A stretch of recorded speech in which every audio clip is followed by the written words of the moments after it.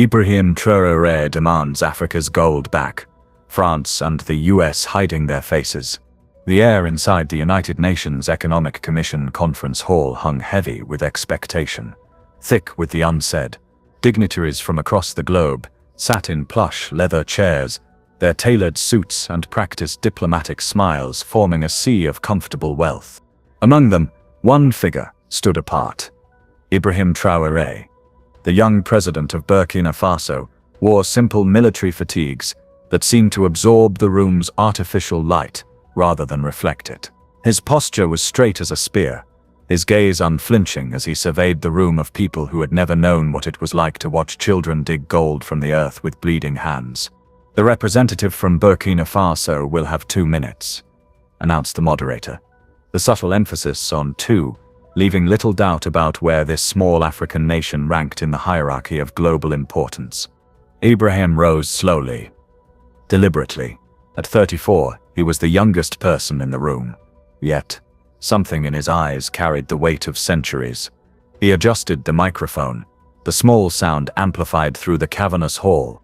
"I come before you not as a beggar seeking aid," he began, his voice quiet yet somehow filling every corner of the room. "I come as a creditor, to collect a debt centuries in the making." The French delegation shifted uncomfortably. The American representative suddenly became engrossed in his tablet, but Ibrahim's eyes, calm and resolute, didn't waver. "Today," he continued, "we will speak about gold. Africa's gold. My country's gold. And why does it sit in your vaults instead of building our futures?" A murmur rippled through the assembly as the clock counting down his allotted time seemed to slow with the weight of his words.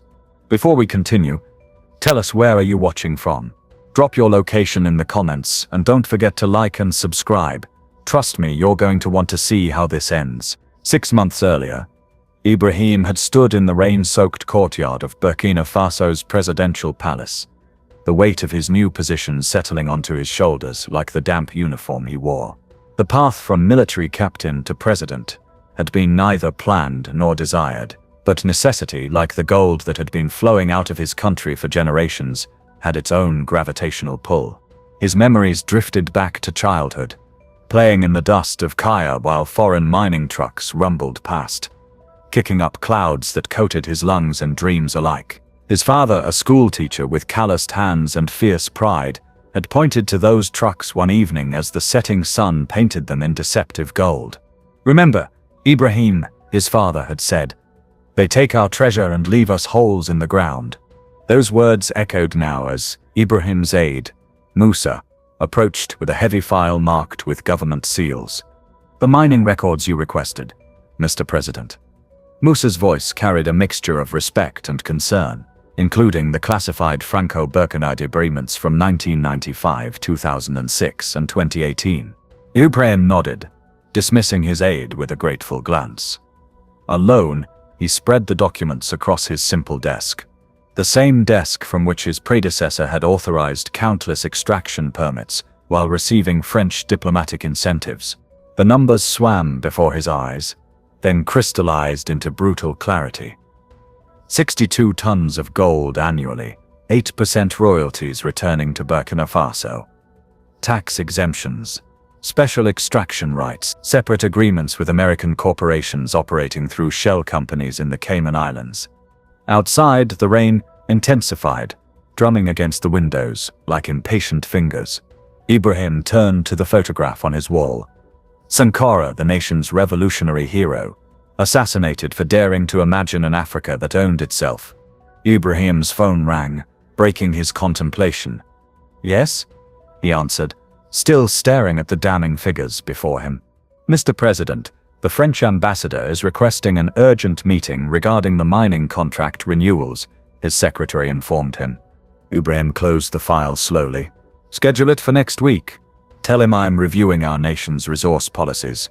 That night, he called an emergency meeting with his most trusted advisors, 3 fellow military officers who had risen with him and 2 economics professors from the University of Ouagadougou who had spent decades documenting the systematic plunder of their nation.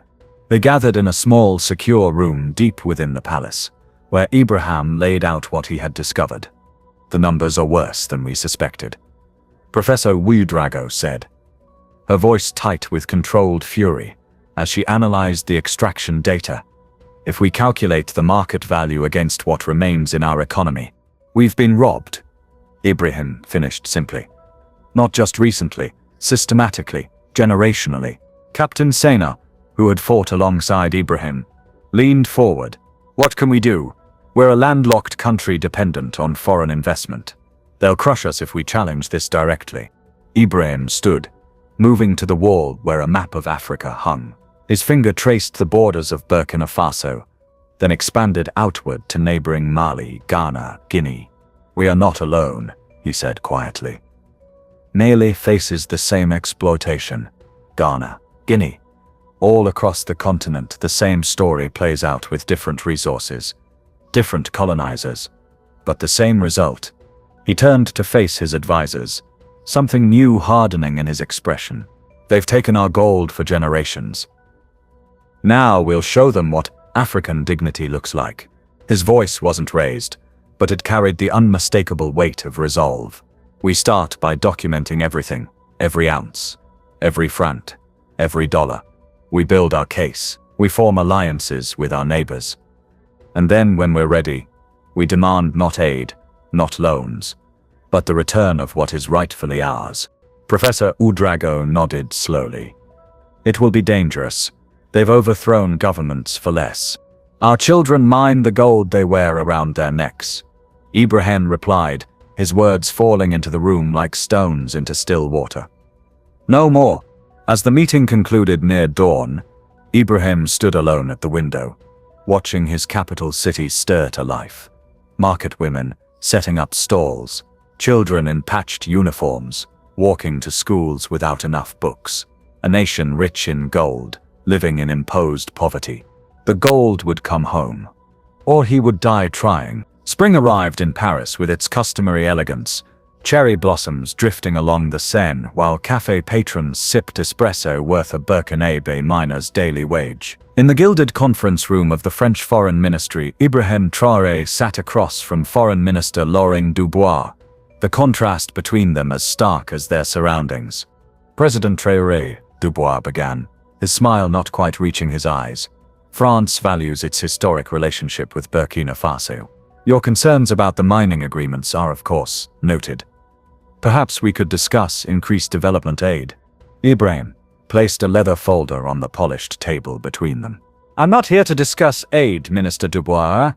I'm here to renegotiate ownership." The smile remained fixed on Dubois' face, while something cold flickered behind his eyes. "Ownership. The current arrangements have served both our nations for decades. Your predecessor found them quite adequate." "My predecessor is no longer in office," Ibrahim replied evenly. "And what served him did not serve my people." Dubois leaned back, his manicured fingers forming a steeple. "You must understand the complexities of global markets. President Traoré, mining requires investment, expertise, infrastructure, all of which France provides. Perhaps economists at our universities could offer you some perspective on these matters." The condescension hung in the air between them, as tangible as the scent of expensive cologne. Ibrahim didn't flinch. "I studied economics at the University of Ouagadougou, Minister. I understand perfectly that 62 tons of gold leave my country annually while 90% of profits follow. I understand that French corporations pay less tax in Burkina Faso than a street vendor in Ouagadougou." He opened a folder, sliding across documentation with precision. "These are our terms. For continued operation. 51% ownership transferred to the Burkinabe government. Profit sharing adjusted accordingly. Processing facilities to be built in country." Dubois barely glanced at the papers. "This is not how partnerships work, young man. There are realities you seem unwilling to accept."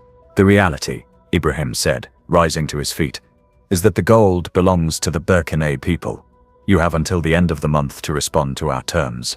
The next morning, French newspapers carried stories about instability in the former colony and concerns about radical leadership. Financial analysts on European television warned about investment risks in West Africa, without mentioning the billions flowing out of the region annually. Back in Ouagadougou, Ibrahim faced new pressures. The French ambassador delivered a diplomatic note, expressing grave concerns about the safety of French citizens in Burkina Faso. The World Bank suddenly found irregularities in previously approved loan packages. 3 mining executives with ties to the previous regime sought private meetings to express their personal concerns. Ibrahim called his Security Council together in a location that changed daily, trust having become as precious a commodity as the gold they sought to reclaim. "They're moving faster than anticipated," reported Defense Minister Traoré. "Satellite imagery shows unusual movement near our borders with Côte d'Ivoire." "Military?" Ibrahim asked sharply. "Unclear. But French special forces have been documented in the region." Professor Ouedraogo, now appointed Minister of Resources, placed her tablet on the table. "The economic pressure is intensifying. 3 international banks have frozen credit lines. Import costs for essential medicines have mysteriously doubled." Ibrahim absorbed this calmly. "And our counter-moves?" Communications Minister Zongo smiled for the first time. "The documentation has been shared with friendly governments. Mali and Niger have expressed solid support. Russia has offered technical assistance for mineral processing. China has indicated willingness to discuss alternative financing. And domestically, the people are with you," Ouattara said simply. "The miners especially. When you visited the poorer site last week and ate with them, sharing your vision of a future where they own shares in the mines they work, that spread through every village." Ibrahim nodded, but the weight on his shoulders had not diminished. He knew what happened to African leaders who challenged the established order: Sankara, Lumumba, too many others. "We proceed as planned," he decided. "Minister Zongo, accelerate our communications strategy. The documentation of gold extraction must reach every African embassy, every international forum. Minister Ouedraogo, finalize the audit of historical extraction. Total amounts, market values adjusted for inflation." As they dispersed, his chief of security remained behind. "Sir, we need to discuss your safety. Our intelligence suggests—" Ibrahim raised a hand. "I am one man. This is bigger than me now." That evening, alone in his quarters, Ibrahim received an unexpected call from President Mamadou Traoré of Mali. "Brother," Touré's voice came through the secure line, "you've started a fire that cannot be extinguished. Mali stands with you. Our gold, our bauxite. We face the same struggle." "It will be dangerous," Ibrahim cautioned. Touré's laugh was short and without humor. "More dangerous than allowing our grandchildren to inherit empty mines and unpayable debts? I think not." By month's end, no response had come from Paris regarding Ibrahim's proposed terms. Instead, France announced a temporary reduction in diplomatic presence in Burkina Faso, evacuating non-essential personnel, a move that historically preceded more aggressive action. Ibrahim addressed his nation directly, speaking not from the presidential palace, but from the poorer gold mine, surrounded by workers still coated in the dust of their labor. "Citizens of Burkina Faso," he began, his voice carrying across the assembled miners and through the cameras to millions of homes. "For generations, we have been told that our poverty is inevitable, that we should be grateful for foreign investment that takes our gold and leaves us crumbs." He gestured to the open pit behind him, vast and imposing. "This hole in our earth could have built schools, hospitals, roads. Instead, the wealth it generated built mansions in France and filled bank accounts in America." A murmur of agreement rippled through the crowd. "Today we stand at a crossroads. We can continue as we have, allowing others to determine the value of what is ours, or we can reclaim our sovereignty, our resources, our dignity." The miners began to chant his name, the sound swelling into the clear African sky. "They will tell you this is impossible," Ibrahim continued. "They will say we lack the expertise, the technology, the capital. They forget that the gold has always been ours. They forget that we are the ones who have extracted it with our hands, our sweat, our lives." The international response was swift and predictable. Financial markets registered their disapproval. Credit rating agencies downgraded Burkina Faso's status. Western media outlets published profiles of Ibrahim that used words like firebrand, nationalist, and unstable. Yet something unexpected was happening. The speech, subtitled and shared across social media, was resonating far beyond Burkina Faso's borders. Comments flooded in from across Africa, from African diaspora communities, even from citizens in Western nations, asking uncomfortable questions about their country's wealth and its origins. 2 weeks later, Ibrahim received an invitation that would change everything. A speaking slot at the United Nations Economic Forum on Sustainable Development in African Economies. It was meant to be a minor panel, a safe space for him to make symbolic statements while real decisions happened elsewhere. What the organizers didn't know was that Ibrahim had spent those weeks building an alliance. Leaders from Ghana, Mali, Niger, Tanzania, all countries whose gold flowed outward, while poverty remained, had coordinated their approach. On the sidelines, quiet support had come from larger powers, with their own interests in disrupting the established order. As Ibrahim prepared to depart for New York, his team completed the most comprehensive audit of gold extraction in Burkina Faso's history. The numbers were staggering: over 2,000 tons extracted since independence, with less than 10% of value remaining in the country. Market value over $100 billion. Development aid received during the same period, less than $15 billion. The evidence was irrefutable. The stage was set. On the morning of the forum, Ibrahim dressed with care in his familiar military fatigues. Not out of military pride, but as a reminder of his people's struggle. Around his neck he wore a single item of gold, a small pendant shaped like the African continent, forged from the first ounce of gold processed in Burkina Faso's new, nationally owned refinery. The conference hall was filled with the usual suspects: Western economists in expensive suits, development specialists with well-rehearsed talking points about patience and incremental progress, corporate representatives with calculated concern for sustainability that never seemed to affect profit margins. Ibrahim took his assigned seat at the edge of the panel, knowing his scheduled speaking time was brief and strategically placed before lunch when attention would be waning. He listened impassively as speakers from the IMF and World Bank delivered familiar prescriptions: structural adjustments, investment-friendly policies, debt management. None mentioned the gold. Ibrahim checked his watch discreetly. The coordinated move with his allies was timed precisely. Across the hall he caught the eye of Ghana's resource minister, who gave an almost imperceptible nod. And that's when the French president entered the room, unaware that everything was about to change. The French president, Mathieu Renaud, moved through the conference hall with practiced ease, shaking hands and offering familiar platitudes.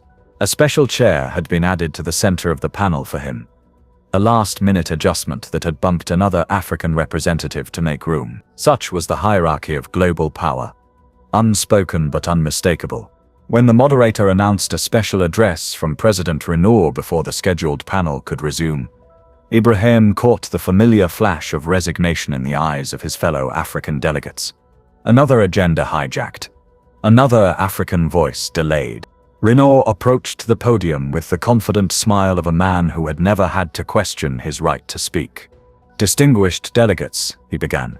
"Today I am pleased to announce France's new initiative for sustainable African development. A comprehensive package that will bring 10 billion euros of investment to the continent over the next decade." Applause rippled through the Western delegates. Journalists scribbled notes. Ibrahim remained still, fingering the gold pendant at his neck. "France recognizes its historic responsibility to its former territories," Renaud continued. "This initiative represents a new chapter in our shared story, a partnership of equals focused on mutual prosperity." Ibrahim's scheduled 5 minutes had been effectively erased. The moderator was already preparing to transition to the next segment. The script was playing out as it always had. Africa spoken about, not listened to. Ibrahim rose from his seat.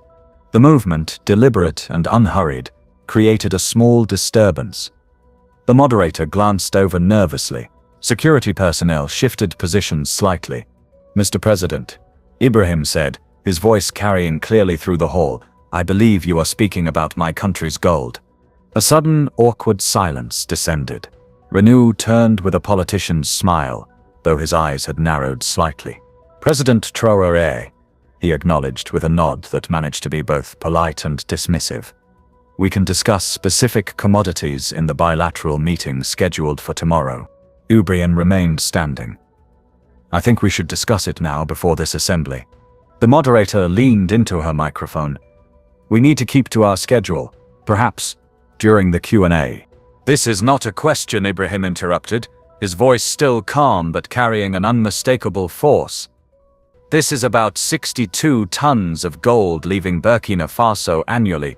About 2,000 tons have been extracted since our independence, about $100 billion in market value, of which less than 10 billion remained in my country. He stepped into the central aisle, walking slowly toward the main stage. Your €10 billion initiative, Mr. President. It is our gold, our resources, our future has been financing Europe for generations. Security personnel looked to each other uncertainly. This was not in the protocol. Renaud's smile had frozen. These are complex economic matters that require nuanced discussion, not simplistic accusations.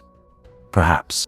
Nothing about this is simple, Ibrahim agreed, reaching the stage and placing a thick folder on the podium beside Renaud. That is why we have spent months documenting every ounce, every transaction, every tax exemption, every profit transfer. From across the room, the Ghanaian minister stood. Ghana stands with Burkina Faso. Our audit shows similar patterns. 81 tons of gold annually, with primary processing and profit realization happening outside our borders. The Malian representative rose next. Mali confirms these findings. One by one, representatives from 7 African nations stood, each adding their voice and their evidence to what was quickly becoming an unprecedented moment of coordinated resistance. Ibrahim turned to address the full assembly, effectively taking control of the forum. For too long, we have been told development is a gift bestowed upon Africa by benevolent former colonizers. Today, we present evidence that development has been financed by Africa's resources, extracted without fair compensation, processed elsewhere to capture value, with profits flowing outward while poverty remains. He opened the folder, extracting a document that he held up for all to see. This is the African Resource Sovereignty Accord, already signed by the nations you see standing today. It establishes 3 non-negotiable principles. The hall had gone completely silent. Even the journalists had stopped typing, transfixed by the unexpected turn of events. First, majority ownership of all resource extraction must remain with the source nation. Second, primary processing must occur within our borders to create jobs and add value locally. Third, historical extraction must be acknowledged and compensated through technology transfer and infrastructure development. Renaud attempted to regain control, leaning toward his microphone. This is highly irregular. These matters should be addressed through proper diplomatic channels. We have tried those channels, Ibrahim replied evenly. They have led nowhere. So today we are not asking permission to control our resources. We are informing you that the old arrangement is over. He turned to face Renaud directly. France holds 17 tons of Burkinabe gold in its national reserves, gold extracted under colonial rule and inequitable post-colonial agreements. We formally request its repatriation, along with fair compensation for its use. The American delegate, who had been watching with growing alarm, stood abruptly. This forum is not the appropriate venue for such demands. The United States urges a return to established protocols for. The United States holds 23 tons of Ghana's gold and 31 tons of Mali's, the Ghanaian minister interjected, consulting her own documentation, acquired through multinational corporations and banking arrangements that deliberately obscured ownership. We have traced each transaction. Cameras that had been focused on the main stage now swung toward the African delegates. Social media feeds began exploding with clips and quotes. Hashtags formed spontaneously. Africa's goldback, resource, justice, Traoré doctrine. The moderator, utterly outmatched by the situation, made a desperate attempt to reclaim order. We will take a 30-minute recess to. There will be no recess, Ibrahim stated firmly. For centuries, Africa has been told to wait, to be patient, to trust processes designed to maintain the status quo. Today, we present our evidence and our demands. The world is watching. He gestured to the back of the hall, where live stream metrics displayed on a screen showed viewership surging into the millions of people across Africa and its global diaspora, witnessing this unprecedented challenge to the established order. Renaud, a skilled politician, recognized the shifting dynamics. His expression changed. The dismissive confidence replaced by calculated concern. President Traoré, he said, France values its relationship with Burkina Faso and all African nations. If there are legitimate concerns about our economic arrangements, we are of course willing to review them in a spirit of mutual respect. Ibrahim did not blink. Respect begins with acknowledgement. Do you acknowledge that the gold in France's vaults rightfully belongs to the nations from which it was extracted? A tense silence followed. The question had been framed to allow no comfortable diplomatic evasion. Renaud glanced at his advisors, who looked as trapped as he did. Global markets were already reacting. Gold prices fluctuating wildly as traders tried to calculate the implications of this confrontation. Historical contexts are complex, Renaud began carefully. Many arrangements were made in different eras, under different understandings of yes or no, Mr. President. Ibrahim pressed, his voice quiet but unyielding. Does the gold belong to those from whose land it came? In the prolonged silence that followed, something fundamental shifted in the room. Power, so long concentrated in Western hands, seemed to waver and rebalance before their eyes. A young African journalist from Kenya, who had somehow obtained a press pass despite her independent status, stood with her phone held high, streaming everything. The world is waiting for your answer, President Renaud, she called out. Do France and the United States acknowledge Africa's right to its own resources? Other journalists took up the question. The dam of deference suddenly broken. The American representative was now surrounded by reporters as well, backing away from the sudden scrutiny. Ibrahim remained steady at the center of the storm he had created. This was the moment, the culmination of months of preparation, of building alliances, of meticulous documentation. We are not here to assign blame, he said, his voice carrying effortlessly now through a hall straining to catch every word. We are here to correct a continuing injustice. The gold leaves our soil today. The profits flow outward today. Our children remain poor today. This is not about history. It is about the present and the future we choose to create. He held up the African Resource Sovereignty Accord once more. This document outlines a path forward. It includes transition periods for restructuring ownership. It acknowledges the investments made by international companies. But its core principle is non-negotiable. Africa's resources must benefit Africa's people first. The Tanzanian delegate, a woman who had been silent until now, moved to stand beside Ibrahim. Tanzania adds its signature to this accord, she announced, taking the document and signing it with a deliberate ceremony. Our uranium, our Tanzania, our gold, all will be governed by these principles from this day forward. One by one, representatives from additional African nations approached the stage. Angola, Zambia, the Democratic Republic of Congo, countries whose vast mineral wealth had somehow never translated into prosperity for their people. The conference hall had transformed from a controlled diplomatic environment to the birthplace of a movement. Western delegates huddled with their advisors, phones pressed urgently to ears as capitals from Paris to Washington scrambled to formulate responses. Ibrahim finally turned back to Renaud, who remained at the podium, looking increasingly isolated. France has a choice, Ibrahim said, his voice now gentle but carrying no less power. It can resist this change and be remembered as clinging to colonial extraction until the bitter end. Or it can be the first Western nation to acknowledge the truth, return what was taken, and build a truly equitable partnership with a continent whose time has come. The whole world held its breath, waiting for an answer. Night had fallen over Paris when the emergency cabinet meeting finally adjourned. President Renaud stood alone at the tall windows of the Élysée Palace, watching the city of light shimmer beneath him. The golden dome of Leonim Valid gleamed in the distance. a monument built with wealth that had flowed from colonies, a fact most Parisians passed daily without thought. "The economic projections, sir," his chief of staff said, placing a folder on the desk behind him. "If all African signatories proceed with nationalization—" "I've seen them," Renault replied sharply. 6 hours of crisis meetings had left him exhausted and irascible.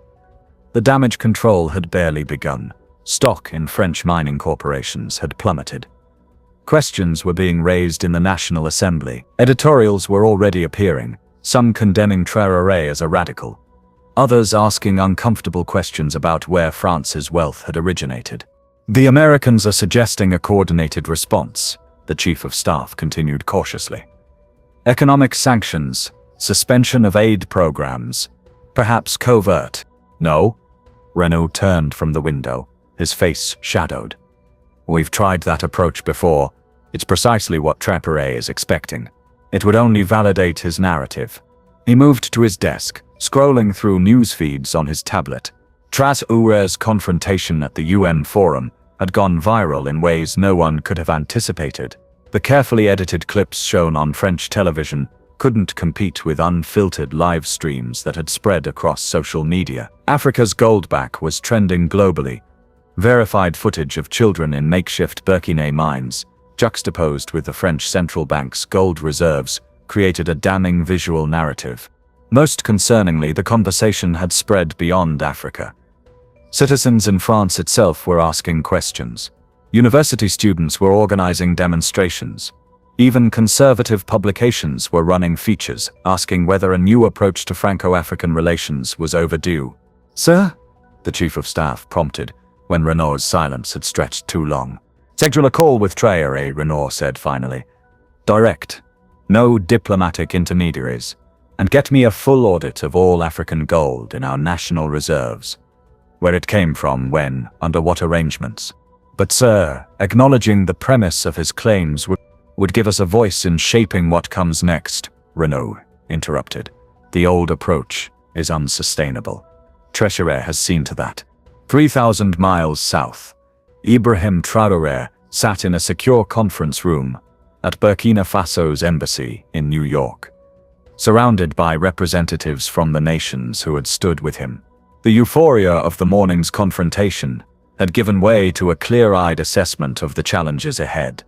"We've opened the door," the Ghanaian minister was saying, "but they will try to close it. Already their media frames this as radical nationalism rather than basic sovereignty.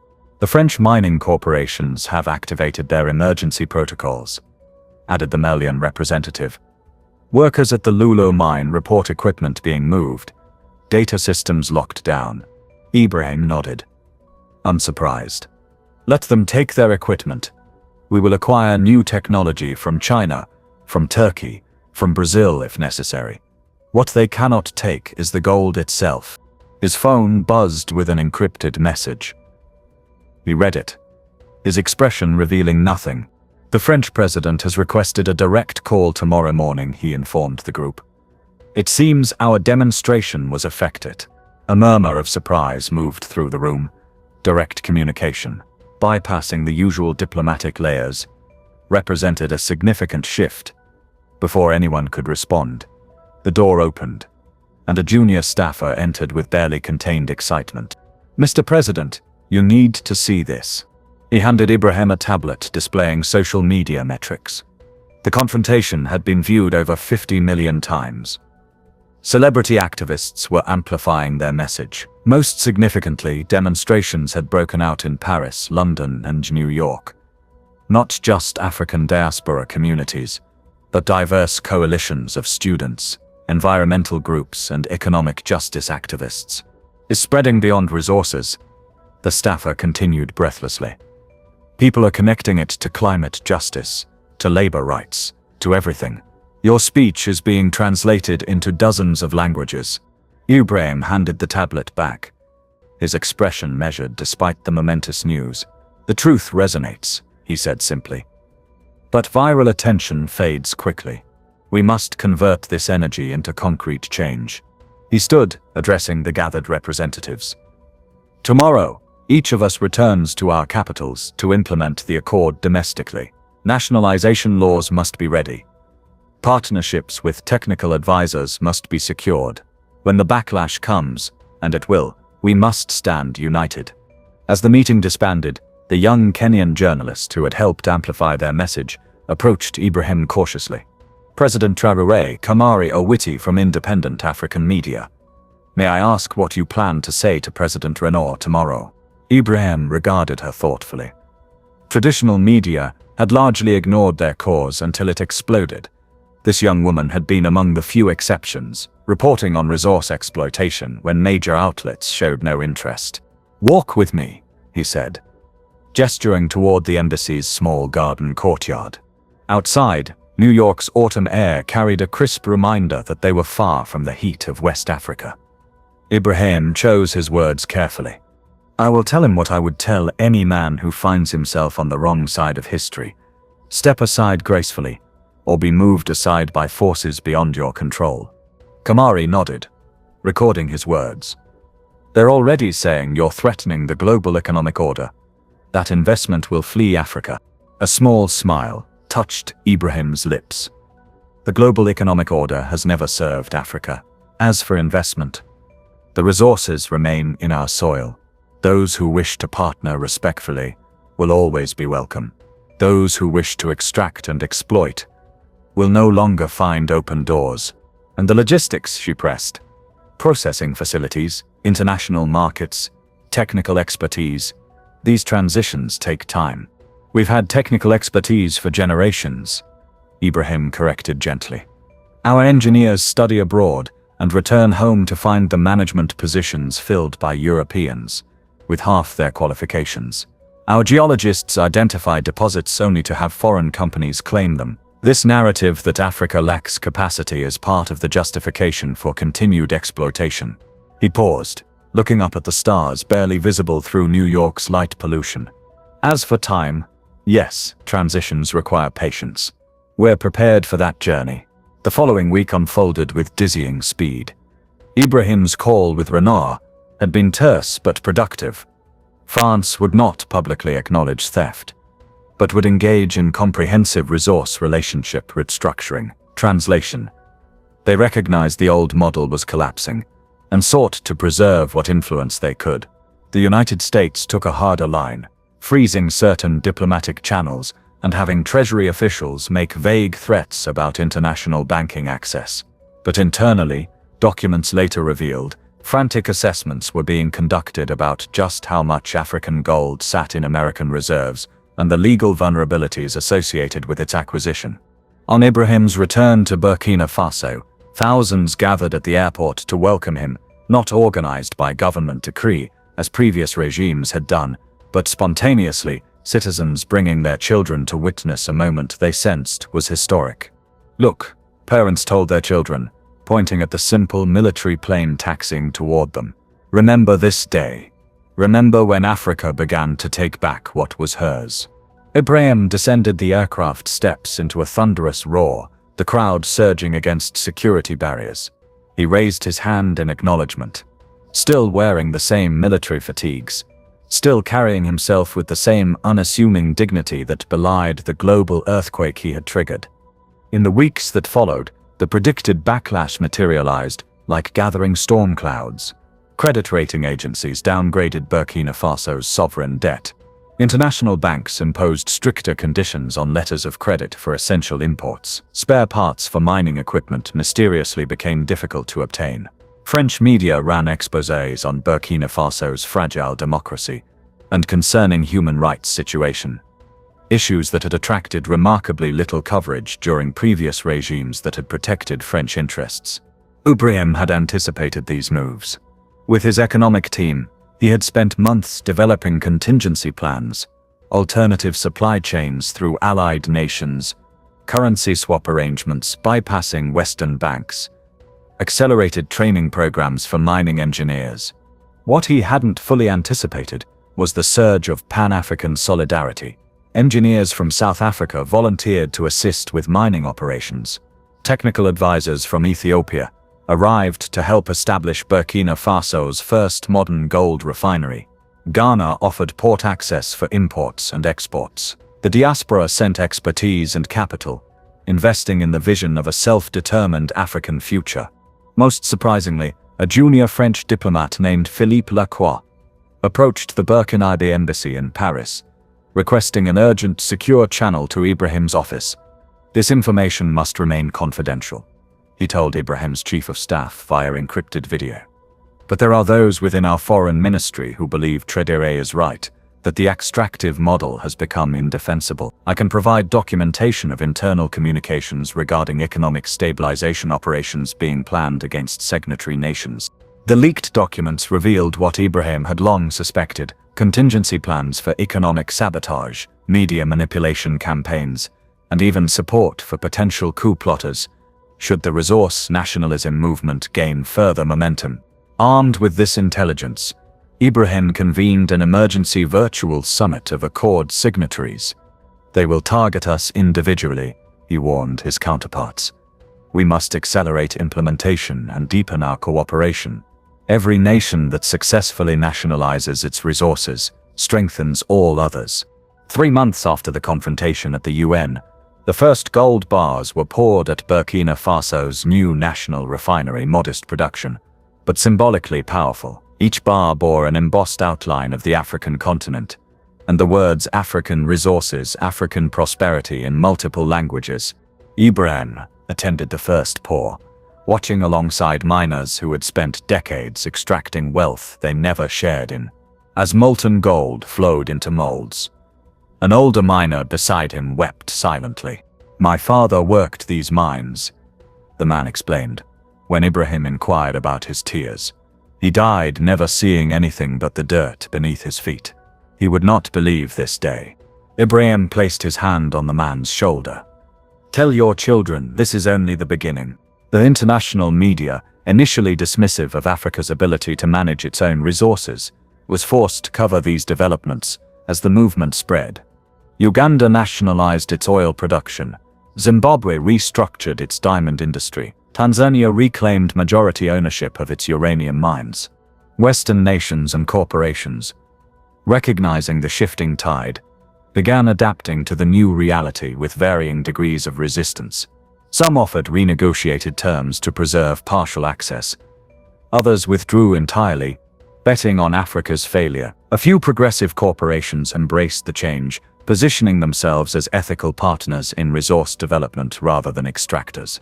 6 months after the UN confrontation, Ibrahim received an unexpected visitor, the French Foreign Minister Dubois himself, arriving without the usual diplomatic entourage for a private meeting. "You've managed what no one thought possible," Dubois admitted when they were alone, his earlier condescension replaced with grudging respect. "France is prepared to acknowledge certain historical imbalances in our resource relationships." He slid a folder across the table. "A proposal for phased repatriation of Burkinabe gold from French reserves, beginning with a symbolic 5 tons but establishing a precedent for future transfers. This is a starting point," Dubois continued, watching Ibrahim's face carefully. "President Renault believes a new model of partnership can emerge from this crisis, one that allows for mutual prosperity without the inequities of the past." Ibrahim reviewed the document silently, recognizing the historic shift it represented. Not complete justice, but the first acknowledgement of a debt centuries in the making. "Tell President Renault this is indeed a starting point," Ibrahim replied, neither accepting or rejecting the proposal outright. "The full return of Africa's gold remains non-negotiable, but the path and pace can be discussed." As Dubois departed, Ibrahim stood at his office window, looking out over Ouagadougou. The capital was changing, not dramatically, not overnight, but perceptibly. Construction had begun on a technical institute for mineral processing. Solar arrays funded by the first proceeds of nationally controlled gold sales were taking shape on the city's outskirts. The gold was beginning to benefit those from whose soil it came. The journey ahead remained long and fraught with challenges. But for the first time in generations, it was a journey charted by Africans themselves. 1 year after Ibrahim Traoré's confrontation at the United Nations, the African Union summit in Addis Ababa bore little resemblance to the staid diplomatic formalities of years past. The grand hall hummed with energy as leaders from across the continent gathered not merely to discuss problems, but to celebrate tangible progress. Ibrahim moved through the crowd with quiet purpose, greeting counterparts who had once viewed his resource sovereignty movement with skepticism but now embraced its principles. The evidence of change was undeniable. Preliminary economic figures showed mineral export revenues up 40% across signatory nations, with processing value now retained within borders and corporate tax avoidance schemes dismantled. The man of the hour called out President Amara of Sierra Leone, extending her hand. "Your gold refineries are the envy of West Africa. Our diamond processing facility breaks ground next month. Based entirely on your model." Ibrahim accepted the compliment with characteristic humility. "Your diamonds will transform more lives than our gold. The key is ensuring the transition benefits ordinary citizens, not just new elites." This had been his unwavering focus through months of turbulent change, that nationalization must mean public benefit, not merely transferring wealth from foreign corporations to domestic power brokers. The Burkinabe model included community ownership shares, transparent revenue reporting, and dedicated funds for education and healthcare in mining regions. As delegates took their seats for the summit's opening ceremony, the African Union chairperson gestured for Ibrahim to join her at the podium. An unscheduled honor that sent a murmur of interest through the assembly. "Before we begin our formal agenda," the chairperson announced, "we recognize that we gather at a historic inflection point. For the first time since our independence era, African nations are collectively asserting true economic sovereignty over our natural resources. This movement requires courage, vision, and solidarity." She turned to Ibrahim. "President Traoré, whose actions catalyzed this continental awakening, has requested a moment to share developments that concern us all." Ibrahim approached the microphone with the same measured confidence he had displayed at the UN a year earlier. But today, he carried something in his hands, a small wooden box of evident significance. "Distinguished colleagues," he began, "1 year ago we challenged a system designed to extract Africa's wealth, while leaving our people in poverty. Many predicted catastrophe, that without foreign expertise and capital, our resources would lie untapped, our economies would collapse." A knowing chuckle rippled through the audience. The predicted collapse had not materialized. Instead, after initial disruption, a new model was emerging, one centered on African ownership, processing, and benefit. "Today, I bring evidence of what sovereignty truly means." Ibrahim opened the wooden box, revealing a gleaming gold ingot bearing Burkina Faso's national emblem. This represents the first ton of gold returned to Burkina Faso from French national reserves. Gold extracted during colonial occupation and never repatriated until now. Applause erupted, spontaneous and enthusiastic. The symbolism was powerful. Physical return of wealth long denied. "This repatriation," Ibrahim continued when the applause subsided, "is not an act of charity or goodwill. It is the first installment of a negotiated settlement following our comprehensive documentation of historical extraction. France has agreed to return 17 tons over 5 years, with similar agreements under negotiation with other former colonial powers." He placed the gold bar on the podium where it caught the light, a tangible reminder of what had been taken and what was now returning. But the true victory is not the gold itself. It is the new economic architecture we are building across our continent. Ibrahim gestured to the assembled leaders. 12 nations have now established resource processing facilities on their own soil. Regional integration has deepened as we share expertise and technology. Our citizens see for the first time the full value chain of our natural wealth, from extraction to finished products. His voice grew more reflective. There have been costs. Foreign investment in traditional extractive sectors has indeed declined. Some international corporations have withdrawn entirely rather than accept majority African ownership. Pressure on our currencies and banking systems continues. A knowing silence fell over the assembly. Every leader present had faced these pressures, these threats, these attempts to force a return to the old order. "But we have held firm," Ibrahim stated. his quiet voice nonetheless carrying throughout the hall.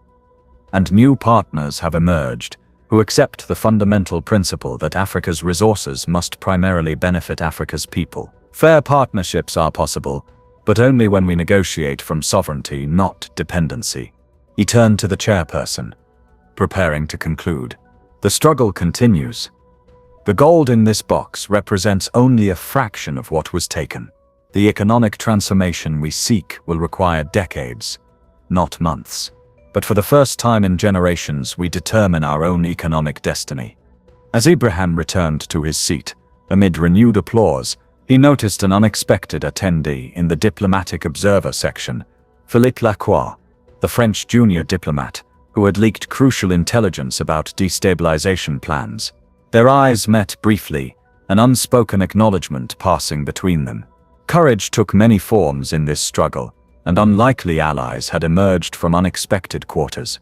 The summit proceeded with its formal agenda, but the gold bar remained on display at the podium, a glittering reminder of both historical injustice and future possibility. That evening, at a reception in the Ethiopian National Museum, Ibrahim found a moment of quiet reflection away from the diplomatic conversations and negotiations that filled his days. He stood before an ancient gold artifact, a delicately crafted ceremonial mask from the 3rd century, created by African hands from African gold long before European powers had touched the continent's shores. "Magnificent, isn't it?" came a voice behind him. Ibrahim turned to find an elderly museum curator observing him with knowing eyes. "It reminds us that Africa's relationship with gold predates colonization by millennia," the curator continued. "Our ancestors didn't merely extract it, they transformed it into works of profound cultural significance." Ibrahim nodded, studying the mask's intricate craftsmanship. Yet somehow we were convinced that we needed others to realize its value. "A lie repeated for generations becomes mistaken for truth," the curator replied simply, "until someone has the courage to challenge it." When Ibrahim returned to Burkina Faso 3 days later, he made an unscheduled stop before returning to the presidential palace. The Pora gold mine had transformed over the past year. New safety equipment, improved working conditions, a processing facility adjacent to the extraction site. More significant than the physical changes was the shift in the miners' demeanor, where once there had been the resigned exhaustion of those laboring for distant masters.